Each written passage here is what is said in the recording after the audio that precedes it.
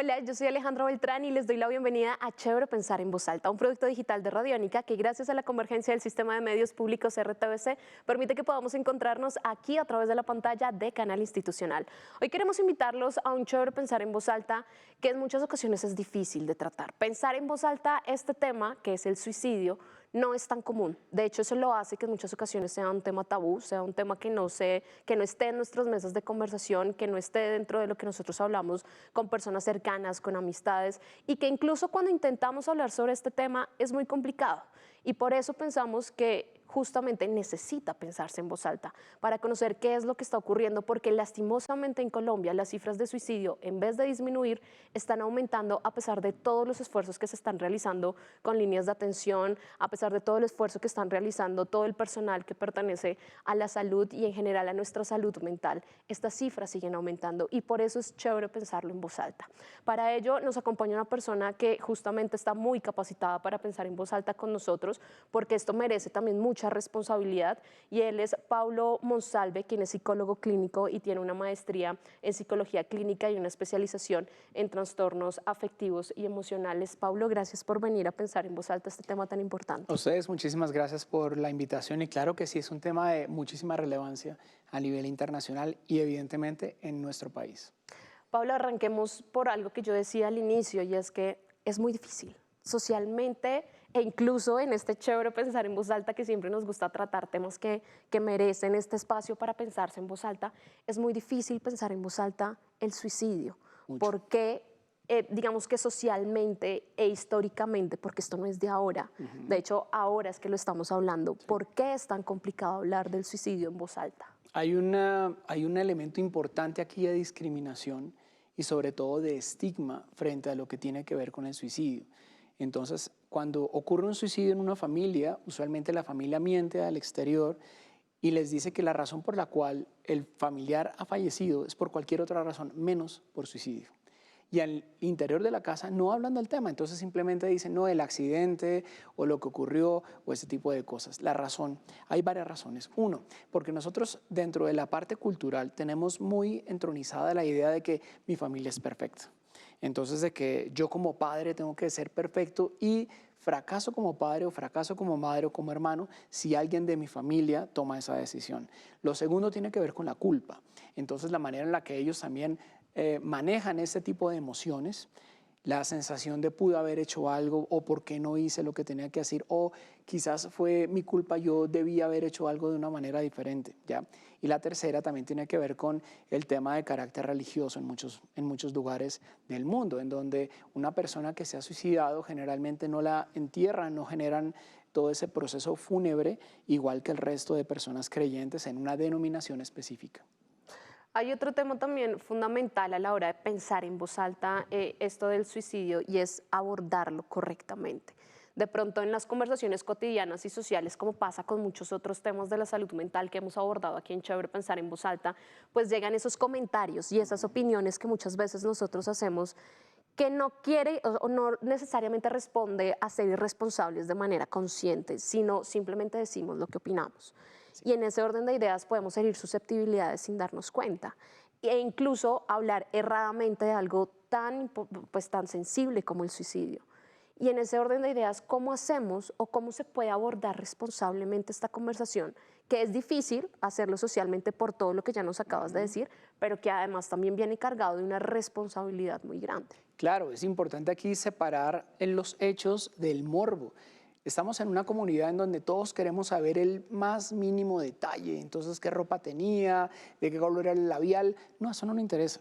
Realmente nosotros deberíamos estar más enfocados en ¿por qué no hablar más de esto? Hablemoslo abiertamente. Oye, ¿lo has pensado alguna vez? ¿Qué te parece si lo hablamos? Quizás yo no sea la persona más indicada, soy un compañero de universidad, pero ¿qué te parece si te acompaño y buscamos ayuda psicológica? O si hablamos con una persona que tenga un conocimiento un poco más amplio que nos pueda colaborar.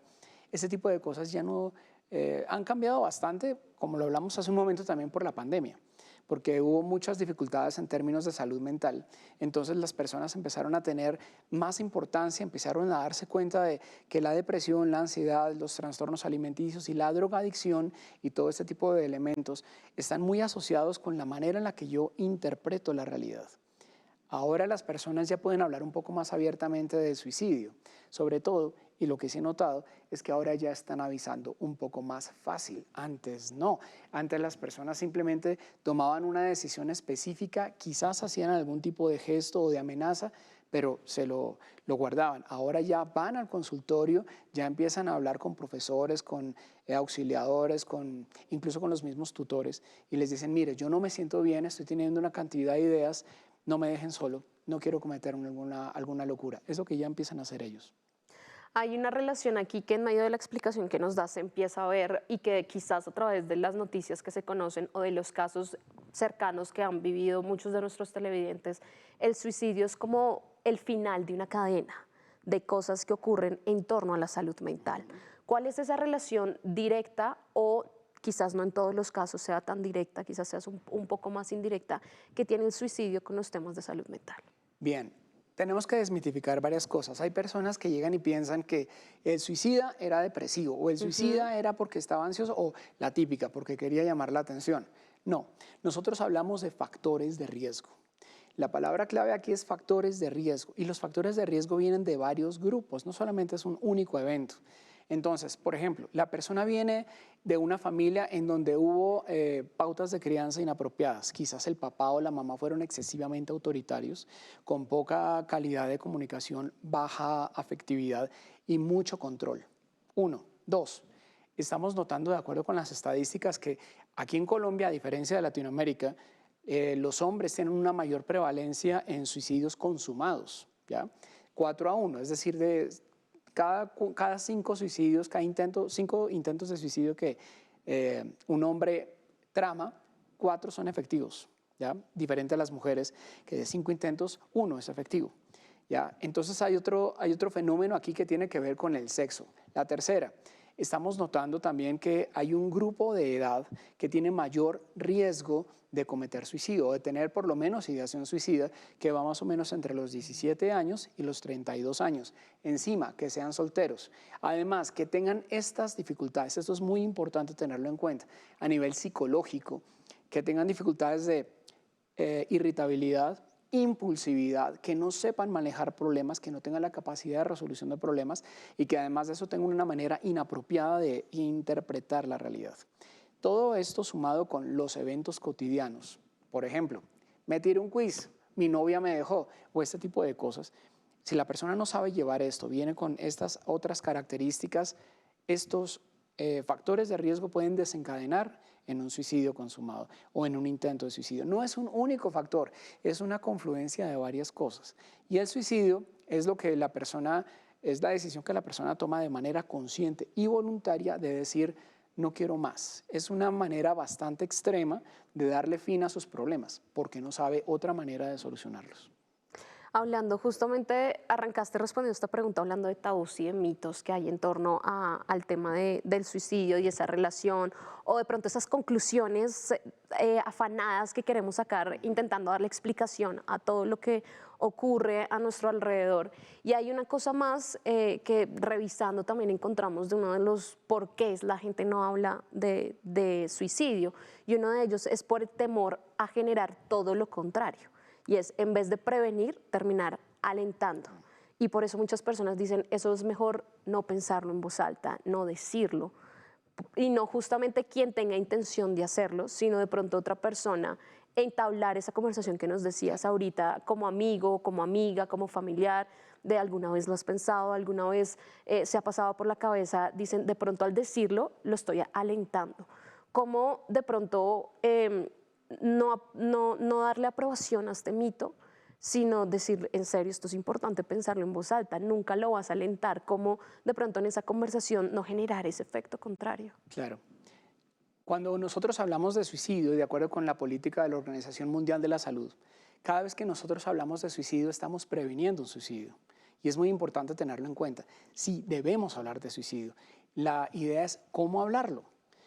En instituciones, colegios, universidades, en diferentes agrupaciones donde tenemos chicos, lo que tenemos que hacer para hablar de prevención de suicidio implica varios elementos importantes. Uno, que ellos aprendan herramientas, habilidades para la vida, lo que hablamos hace un momento, que tengan la capacidad de controlar sus impulsos, que tengan la capacidad de afrontar dificultades, manejar emociones, que es tan importante, ¿ya?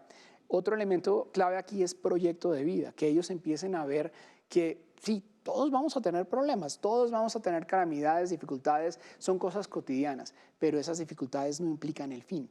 Proyecto de vida es llegar y decirle a nuestros chicos, si vas a tener dificultades, pero allá está tu sueño. Enfréntate y vas a lograrlo y no estás solo. Y claro, la tercera tiene que ver con el acompañamiento, no solamente institucional, sino también de la familia. El acompañamiento de las personas que estén cerca a nuestros chicos para que ellos cuando tengan alguna dificultad sepan a dónde llegar y preguntar, a dónde pedir ayuda. Realmente la prevención se basa en esos tres grandes grupos. Y de la prevención también vamos a hablar más adelante porque sin duda es algo que ya con tu respuesta también podemos decir se puede prevenir. Y Así creo que es muy importante dentro de esta conversación. Y dentro de otra de las respuestas que nos dabas también nos decía que es más común, muestran las cifras, que el suicidio se presente más en hombres que mujeres o que se lleve a finalidad, de pronto los intentos se lleven a finalidad más en hombres que mujeres. ¿Esto tiene alguna respuesta de pronto académica que nos permita entender por qué se da más en hombres que en mujeres? Efectivamente, hay una teoría grande y hay unas teorías emergentes. La teoría grande tiene más que ver con la parte social. Entonces, esta teoría dice que los hombres cuando expresamos las emociones generalmente somos castigados. Es decir, un hombre que llore, un hombre que exprese una emoción diferente, entonces inmediatamente las personas le caen y le dicen, ¿por qué haces eso? O frases como, es que tú eres muy débil, esa es la teoría grande. Pero hay otra teoría importante que es el asunto biológico, que implica que los hombres, nosotros tenemos diferencias cerebrales con las mujeres, y una de ellas es que tenemos una estructura bien interesante que se llama la amígdala cerebral, que es la que maneja las emociones. En las mujeres es un poco más grande, en los hombres es un poco más pequeña. Las mujeres cuando tienen una dificultad buscan ayuda de forma inmediata. Nosotros, los hombres, en términos generales, generalmente nos aislamos. Y aquí viene la confluencia de las dos teorías. Yo me aíslo cuando tengo un problema, me quedo callado, me quedo serio, me preguntan cómo estás, yo bien, tranquilo, ¿ok? Pero llega un momento en el que yo quiero abrir la puerta y quiero hablar. La idea es enseñarle a los hombres también a que ellos hablen, no necesariamente que lloren, porque hay muchas maneras de expresar la tristeza, hay muchas maneras de expresar la ira, claro que sí, no necesariamente que lloren, pero sí validar la emoción que los hombres también tienen en ese momento. Y esto creo que es algo muy importante de cara a una crianza y a una cultura que particularmente se tiene, yo no diría solo en Colombia, sino en el mundo, y es quizás esa imposibilidad o ese rechazo social que tienen las mujeres en algún momento, los hombres, perdón, en algún momento en donde dicen, es que no está bien llorar, es que los hombres no podemos llorar, es que los hombres no podemos sentirnos tristes, es que los hombres tenemos que ser fuertes y tenemos que llevar a cabo muchas cosas que nos permite expresar. Entonces podríamos decir que una de las cosas que además explica esto es justamente esa imposibilidad y ese llamado a que los hombres también pueden expresar sus emociones. Pero también recordar, y es sumamente importante para todos los caballeros que nos están mirando en este programa, es importante saber expresar la emoción. Las emociones no son buenas ni malas, son adaptativas. Cuando uno está triste, está queriendo decirle a la humanidad entera, oigan, estoy mal, ayúdenme. Cuando yo tengo rabia por alguna situación, estoy queriendo decirle a la humanidad, oigan, están pasando por encima mío, pilas con esto. Cuando yo estoy contento, estoy diciéndole al resto de la humanidad, compartan conmigo la alegría. La idea es aprender a manejar, primero, identificar qué emociones, segundo, a regularla y tercero, a expresarla de una manera apropiada, no necesariamente llorando, no solo llorando, hay otras maneras. Voy a colocar un ejemplo. Grandes cantantes han hecho éxitos impresionantes y siendo hombres además, ¿ya? No volviéndose un charco de lágrimas, sino que enfocaron toda esa tristeza, la enfocaron en algo creativo. Así que no es la única manera de llorar. Hay muchas maneras en las que tú lo puedes hacer. Caballero, si tú nos estás viendo por televisión en este momento importante, toma nota. Escribir, la parte artística, pintar, cantar, hacer ejercicio. Cuando uno está triste o cuando uno está de mal genio, hacer ejercicio es una cosa genial. Expresa la emoción. Y una vez que uno ya tiene la cabeza fría de las emociones, ahí sí es bueno tomar decisiones, pero nunca se toman decisiones con emociones muy altas, con ninguna. Y es un gran consejo, pero me lleva a otra pregunta y son las señales de alarma. Es decir, muchas veces relacionamos o creemos que una persona, que ocurre, por supuesto, digamos que cuenta a otras sus intenciones de suicidio. Y le cuenta y le dice, quiero terminar con mi vida, quiero hacerlo, ya no puedo más, no me siento bien. Y lo dice. Otras personas no lo dicen, otras personas lo expresan de forma diferente. Y eso en muchas ocasiones dificulta a ese entorno familiar o de amigos poder identificar ese momento en el que pudieron haber actuado y no lo hicieron. Entonces, ¿cuáles son esas señales de alarma que de pronto alguien que nos esté viendo, que sepa que tiene una persona que de pronto tiene algún tipo de problema con su salud mental, que está enfrentando una situación difícil, que pueda decir, ok, si hay señales de alarma, que no es propiamente sentarse conmigo y decírmelo de frente? Sí, no todas las personas lo van a comentar, pero antes de eso hay un mito que está muy arraigado en la sociedad, dice, el que lo dice no lo hace. No Ah, es cierto. en este caso, el que lo dice lo hace. En este caso es mejor escuchar. Hay otro mito que es el que no lo dice es porque lo va a hacer. También, ojo con esto, ni lo uno ni lo otro, ni todo lo contrario. Hay que ponerle mucha atención a las siguientes señales. Hay muchas señales que son indirectas. Señales indirectas, por ejemplo, bajón en la parte académica. Un chico que iba muy bien y de un momento a otro, ¡pum! Además de eso, aislamiento, quejas físicas. Ahora me duele todo el cuerpo, todo el tiempo me siento como mal, como que ya. Por si fuera poco, consumo de sustancias. Si esta persona tiene un consumo de sustancias y viene con una ideación, tiene mayor probabilidad de que ocurra un desastre, de que lleve a cabo el suicidio, porque la sustancia va a desinhibir todo este tipo de ideación, ¿ya? Otra cosa importante, cuando empiezan a despedirse. Bueno, que estén muy bien, muchas gracias, todos despidiéndose, hey, nos vemos en diciembre. Yo, bueno, yo si no nos vuelvo a ver, ¿cómo así que no nos vuelve a ver? Venga para acá, hablemos. Algo también clave ahí es cuando empiezan a regalar cosas. No, es que mire, parce, llave, yo tengo esta cadena que me dio mi abuelo, mi tatarabuelo, quiero que usted la tenga. Un momentico, ¿por qué me la quiere dar? Porque a mí, ese no es el contexto. Y claro, tengan mucho cuidado también con las redes sociales. Alguien dirá, ¿qué tiene que ver las redes sociales con todo esto? Si yo observo que alguien a quien yo tengo en redes sociales, por ejemplo en Facebook, Instagram, lo que fuera, y empiezo a notar que colocan de forma reiterada, regularmente, frases como de muerte, destrucción, suicidio, la vida no vale nada, no se queden dándole likes, por favor. Mándenle un mensaje interno y dígale, oye, ¿estás bien? Tú no eres invisible. No eres invisible, yo te veo. ¿Estás bien? Pero solamente darle un like a esta frase es decirle, sí, muy lindo lo que tú piensas, sin querer queriendo lo estoy despersonalizando. Digo, bonito lo que tú dices, pero no me importas tú. No, hagámoslo al revés. Escribamos de un interno, oye, ¿qué tienes? ¿Quieres hablar? Podemos consultar con alguna otra persona. Estas son algunas de las señales que podemos encontrar en personas que tienen una intención suicida. Paulo, entonces están los que de pronto no lo dicen propiamente y estas señales sin duda son alarmas que no hay que apagar tan rápido. Correcto. Y por otro lado están también quienes lo manifiestan. Y creo que eso también para la familia, el amigo o la persona que lo escucha lo puede dejar frío en el momento. Y claramente existe una especialidad que son ustedes los psicólogos, los psiquiatras, pero lastimosamente no todas las personas tenemos esa capacidad y hemos estudiado para recibir este tipo de noticias. ¿Cómo tratar a una persona que honestamente se sienta y dice, yo siento que ya no tengo nada más que hacer, yo siento que hasta aquí fue mi vida, yo siento que en cualquier momento va a tomar una decisión o yo siento que quiero hacer esto y esto y esto y darle fin a mi vida? ¿Cómo tratar esa conversación que es muy difícil? Bien, lo primero que debemos tener en cuenta es no podemos guardar secretos.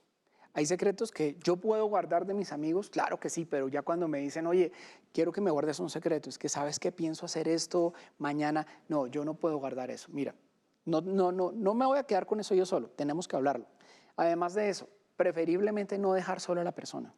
Entonces tendré que llamar a la familia y decirle, miren, su hijo, su hermano, su novio, su pareja tiene estas dificultades, yo sugiero que vengan por él, que lo recojan, yo voy a estar pendiente. Una vez que la persona o que la familia llegue, que por favor lo acompañen también, no lo dejen solo, que lo acompañen a buscar ayuda de manera inmediata. Usualmente la ayuda inicial para este tipo de casos es más con psiquiatría y posteriormente se hace una interconsulta con psicología, ¿ya? Y con psiquiatría hay una razón también porque puede haber alguna situación de base, algún tema de carácter orgánico, neuroquímico, bueno, todo esto. Además, separarlo o alejarlo de las cosas que le pueden hacer daño. Situaciones como la parte física, los elementos que hay allí donde la persona se puede llegar a dañar a sí mismo. Evitar también hablar de la misma situación que le ha disparado este tema. Por ejemplo, si fue la finalización de la pareja, entonces vamos a cambiar de temas, vamos a hablar de otras cosas. Ese tema no lo voy a hablar yo como amigo con él, no, tiene que hablarlo un profesional, preferiblemente. Y claro, dependiendo de lo que los profesionales en salud dictaminen, esta persona puede llegar a tener ahora un tratamiento psiquiátrico y psicológico y un acompañamiento familiar. Familias que nos están viendo, esto es sumamente importante. Hay que pararle bolas a estas señales de nuestros hijos y de las personas con las que vivimos, porque no sabemos qué pasa por la cabeza de nuestros hijos. Por más que los amemos, no tenemos idea qué están pensando, pero sí podemos observar cambios en el estado de ánimo, cambios en las conductas y ese tipo de frases que pueden decir, no, es que es mejor morirse, es que yo me quiero morir, es mejor pecar por exceso y buscar ayuda que por defecto y no hacer nada. A lo largo de este Chévere Pensar en Voz Alta hemos hablado de diferentes cosas que nos llevan a la prevención, pero me gustaría encerrarlo en una sola pregunta porque justamente es algo tan importante que siento que no puede quedar disperso en toda la charla. ¿Cómo podemos trabajar la prevención del suicidio? Bien, desde la familia, de nuevo, lo primero, enseñarle habilidades a nuestros hijos, habilidades de solución de problemas. Todos tenemos dificultades, pero no te quedes ahí, tú puedes salir adelante. Segundo, habilidades para manejar las emociones. Si tienes rabia, tienes tristeza, tienes alegría, ven, te enseño cómo expresarlas, ¿ya?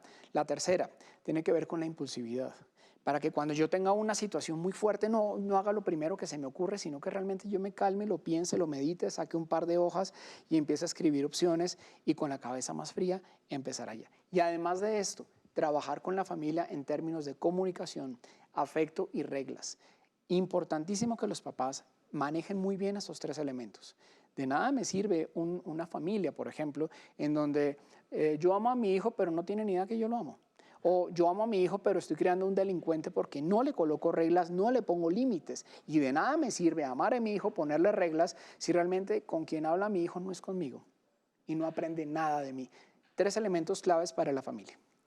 Pablo, lastimosamente también hay que ser muy conscientes que este Chévere Pensar en Voz Alta para muchas familias puede estar llegando tarde. De pronto ya vivieron una situación así y creo que también es importante hablarles a ellos y preguntar esto de cómo afrontarlo una vez pasa y afrontarlo desde dos puntos de vista muy importantes. Uno, la familia y quienes viven el duelo y por otro lado, la curiosidad y la preguntadera y qué pasó y no puede ser. Entonces afrontarlo desde los dos puntos de vista porque tienes que vivir tu duelo, pero por el otro lado, entre menos imprudencias cometamos, facilitamos la situación. Totalmente de acuerdo. ¿Qué es lo que alcanzamos a observar?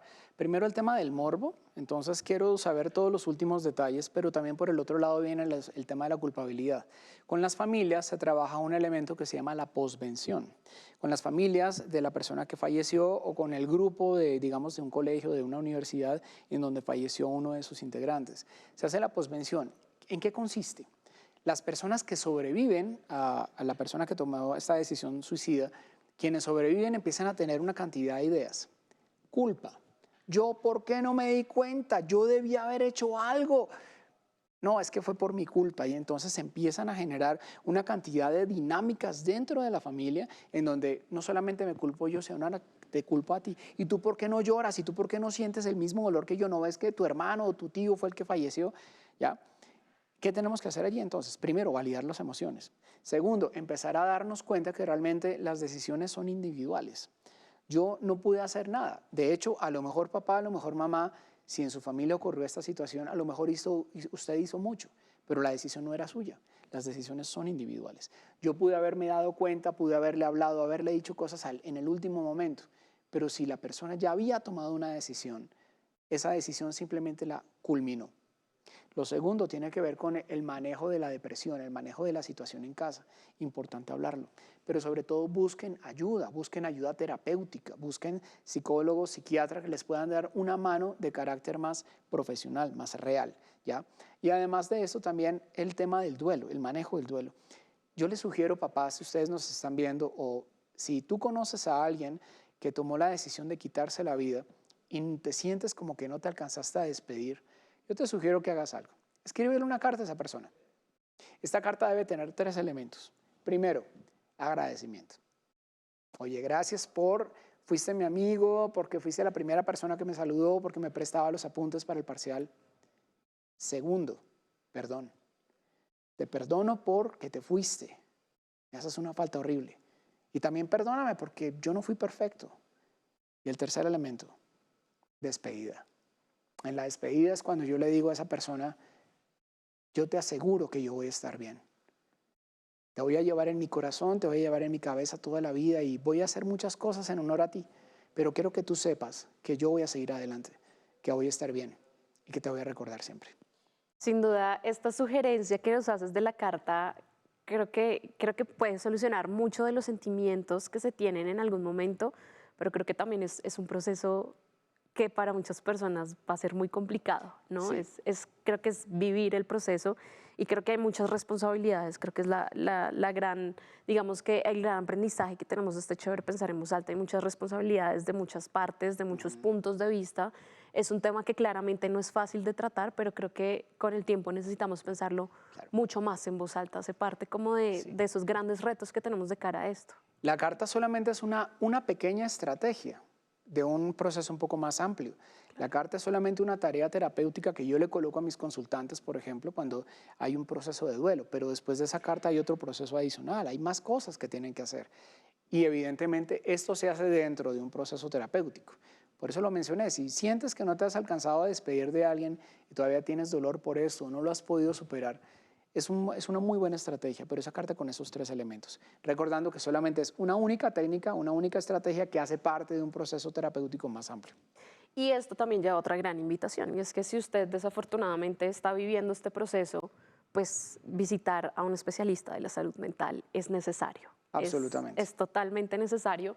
Es un proceso que por más que quiera combatirlo usted solo, que quiera tenerlo en su vida personal, que igual lo uno no significa el quiebre de lo otro, ¿no? Correcto. Que ustedes claramente lo manejan en total reserva, que hace parte de los compromisos, múltiples compromisos además que ustedes adquieren cuando tienen esta profesión. Pablo, muchas gracias por venir a pensar en voz alta este tema que en verdad socialmente es tan complicado y tan complejo, pero tan necesario. Muchas gracias a ti y muchas gracias a todos por su atención. Espero que haya sido de provecho. Nosotros llegamos hacia el final de este Chévere Pensar en Voz Alta, de verdad intentando responder la mayor cantidad de preguntas o por lo menos haciendo que sea mucho más fácil pensar en voz alta el tema del suicidio con todas las complejidades que trae. Nos vemos en otra edición. Esto es Chévere Pensar en Voz Alta aquí a través de la pantalla de Canal Institucional. Chao.